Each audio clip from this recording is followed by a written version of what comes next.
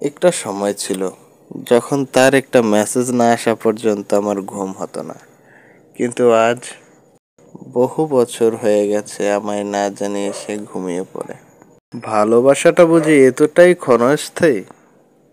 আমি তো খুব তার কাছ থেকে বেশি কিছু চাইনি, শুধু চেয়েছিলাম একটা মানুষ যে বলবে আমি তোমাকে খুব ভালোবাসি, বলবে তুই আসিস তো, আমি ভরসা পাই।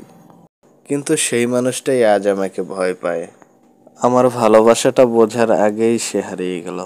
চলে যাওয়া মানুষটা হয়তো এখন খুব সুখে আছে, আর আমি এখনো সেই পুরনো মেসেজগুলো দেখে রাত কাটাই। তার শেষ দেয়া ছবিটার দিকে তাকিয়ে থাকি অনেকক্ষণ। এক সময় বলতো তুই আমার সবকিছু, কিন্তু আজ আমি তার কিছুই না। ভাবি কিভাবে এতটা বদলে গেল সব। অনেকেই বলে ভুলে যা, কিন্তু তুমি যাকে মন থেকে ভালোবেসেছো তাকে কি এত সহজে ভোলা যায়? ভুলে গেলেই যদি ভালোবাসা হতো তাহলে এত কষ্ট হতো না। আজও হঠাৎ ফোনটা বেজে উঠলে মনে হয় সে ফিরেছে, কিন্তু না, সে তো হারিয়ে গেছে। আমার বুকের ভিতরে একটা স্থায়ী শূন্যতা রেখে গেছে।